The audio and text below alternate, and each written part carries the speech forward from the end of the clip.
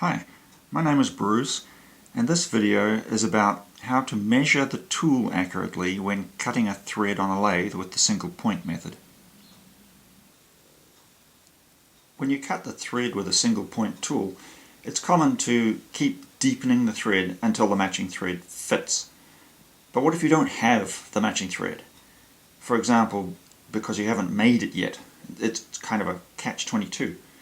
Of course, you can measure the thread using wires, but that's really finicky and quite time-consuming.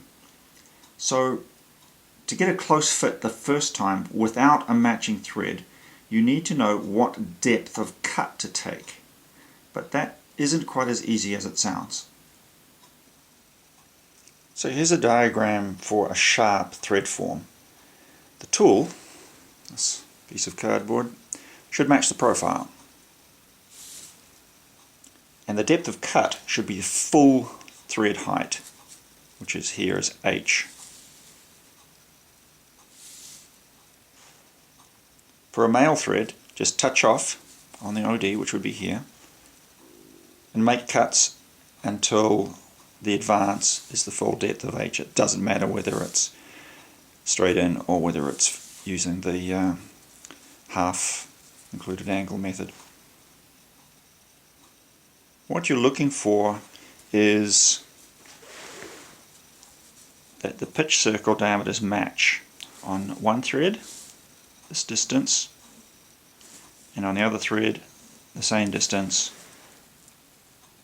should match. And if it does, then the thread fits perfectly. I'm ignoring tolerances here. In reality, of course, threads are not sharp. This is the basic thread form for both metric and unified national threads. Now the depth of cut for an external thread is 5/8 of the basic height. And the cutting tool needs to have a flat on the tip to make a flat root in the thread. The width of the flat is the pitch, is a quarter of the pitch, P divided by 4. And I'll talk about radiusing the tip later. If the flat on the tip is too small and you go the standard depth of cut, then you'll cut the thread too shallow.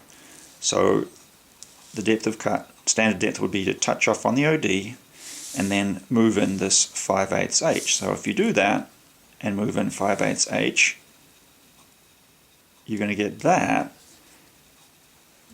and the thread will actually be, the groove that you've machined is too small, or the thread is too big. The pitch circle diameters do not match. If you take too much off the tip of the tool and make the flat too wide, then when you go in and make a standard cut, you're going to go in this distance, and now you've taken too much. The groove is too big and you've machined too much from the thread, and the pitch circles do not match. The pitch circle matches here, but you've machined in this deep, so that would be an error as well. So the problem is, how do you measure the width of this flat tip? And of course, if it's radiused, it's even worse. How do you measure that? So I made this simple tool for measuring the flat on the tip of the cutting tool, the flat or the radius, and it's just a simple block with a dial gauge and a V in it. And it works by measuring the difference directly between a sharp standard and the truncated tool.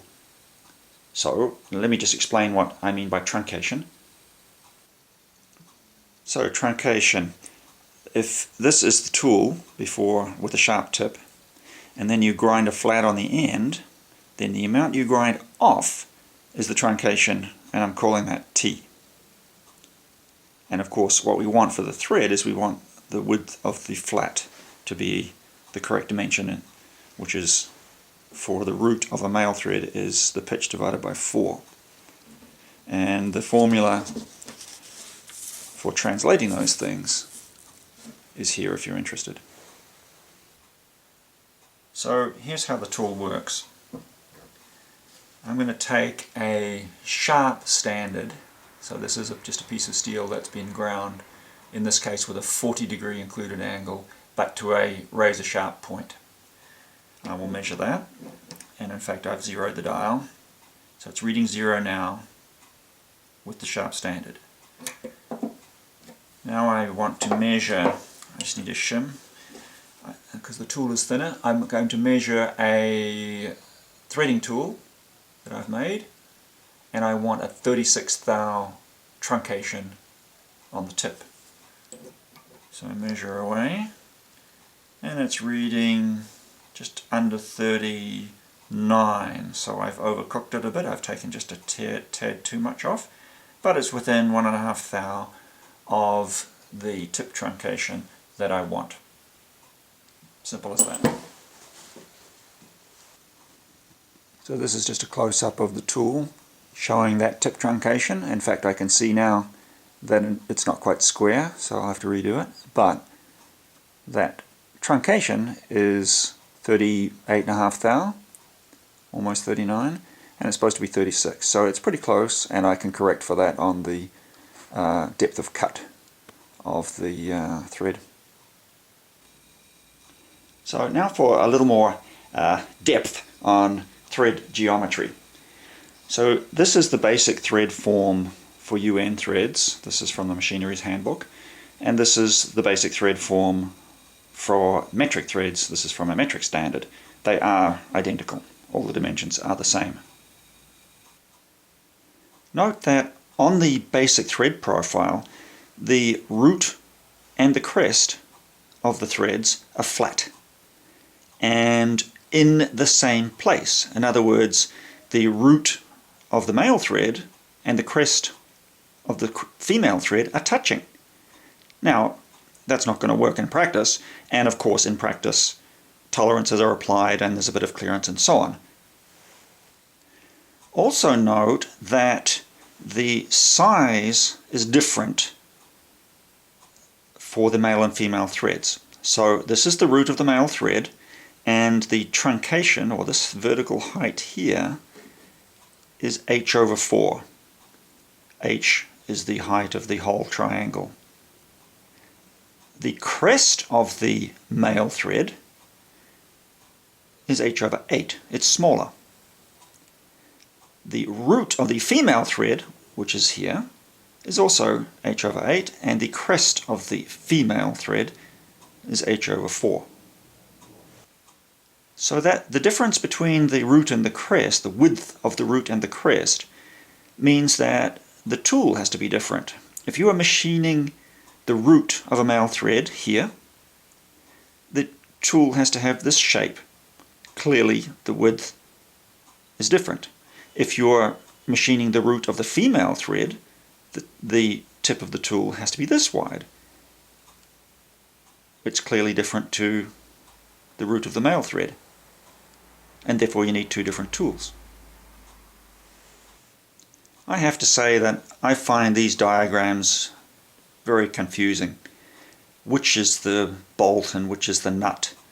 The male and the female threads. But look at this. Here, this center line is the axis of the screw thread. It is the axis of both the screw threads, both the bolt and the nut, or the male and the female. So, for the bolt, the axis of the bolt is here. This is the root of the thread of the bolt, and this is the crest of the thread of the bolt. For the female thread, the nut, this is the axis of the nut. This is the crest of the thread. That is the root of the thread. So when you are boring the clearance diameter prior to cutting a female thread, for example, you want to machine this diameter here, which is the minor diameter. When you are machining the OD of a male thread prior to cutting the thread, you want that diameter which is the major diameter. For almost all threads, there's a clearance between the crest of one thread and the root of the matching thread. This can be done with a gap like this between a flat crest and a flat root with a clearance, or it can be done with a radius like this. For example, a metric male thread design profile specifies that the minimum male thread root radius, so that's this radius here, is 0.125 times the pitch. So there has to be a radius, and it's the minimum radius is 0.125 times the pitch. The UN thread form specifies a flat root, but says that the radius is optional. In fact, there is a UNR design profile series that specifies a radius of 0.108 times the pitch, so that's quite similar to the metric one. But to be honest, I've never seen UNR advertised on a package of bolts or something.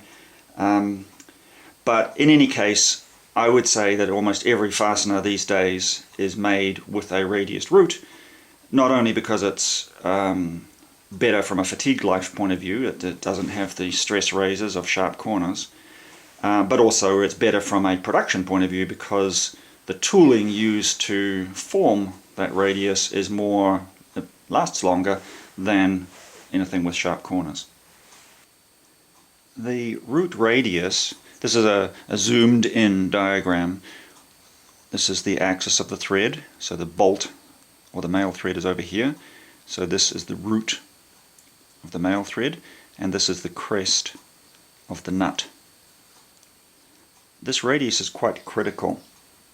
If it's too big, let me just kind of, if you have a bigger radius, it's going to be something like that, and what's going to happen is you're going to get interference there.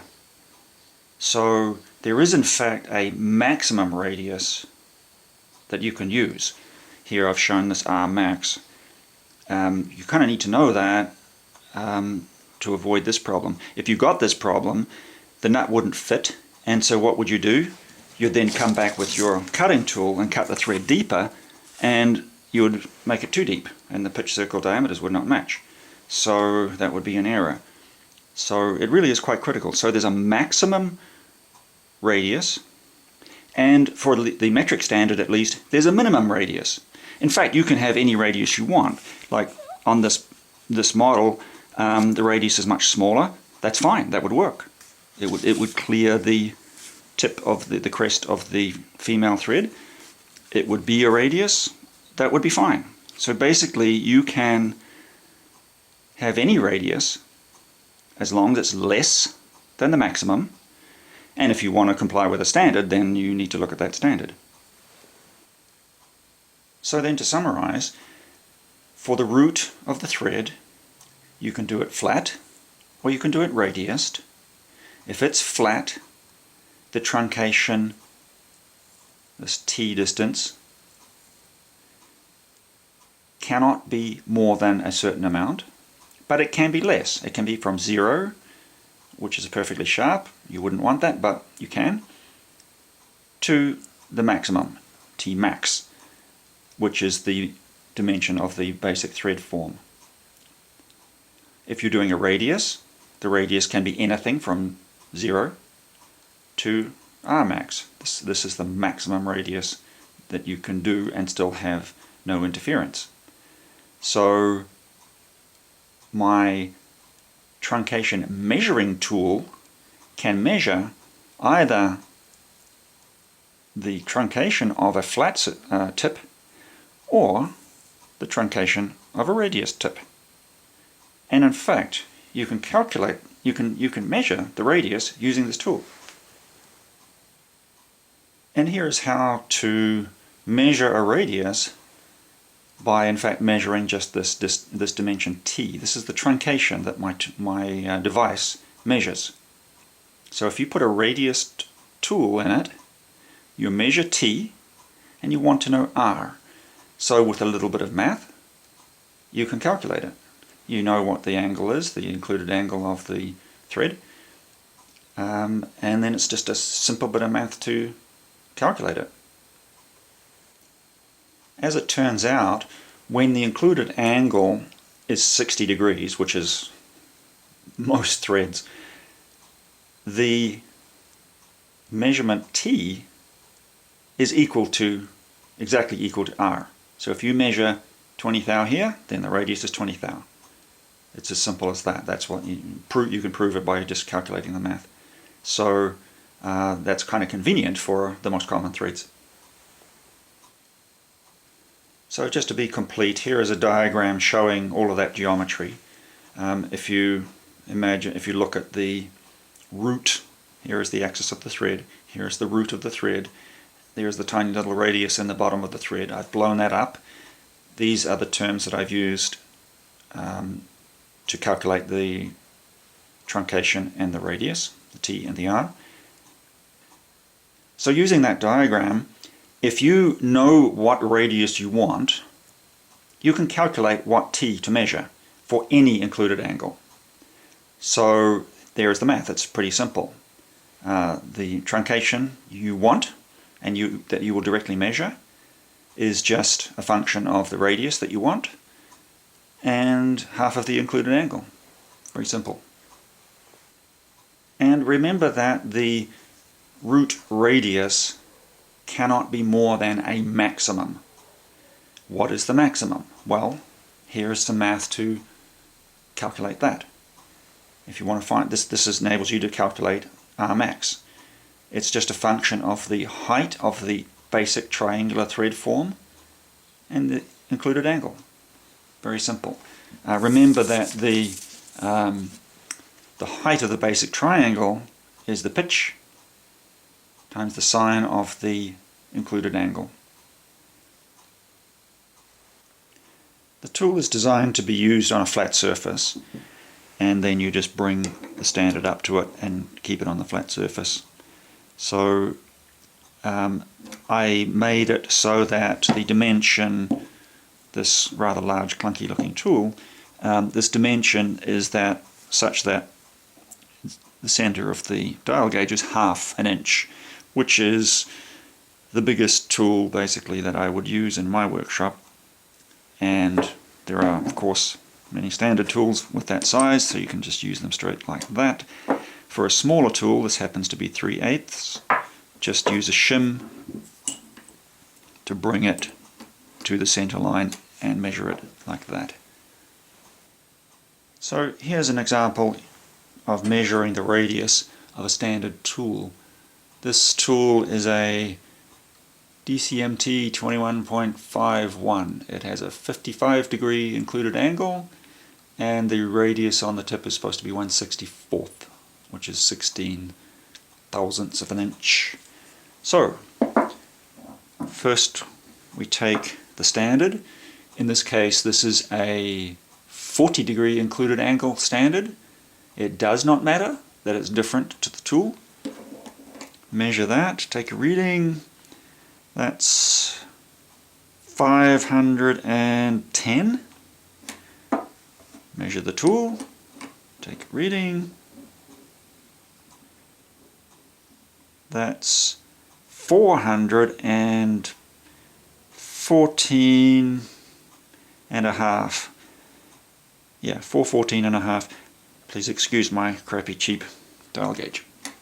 Now, using the math, if I calculate on a spreadsheet to calculate the actual, it comes out to 14 thou. Remember, the tool is 16, is supposed to have a radius of 16 thou. So what I've done in 5 seconds is measured the radius on that insert to within 2 thou. Not too bad. Note that the dial gauge has a flat tip on it. It wouldn't work very well with the normal little ball tip that's standard because you're putting something pointy on here, and of course where it fell on the ball would give you massive errors. So it needs to be a flat tip. So that's it.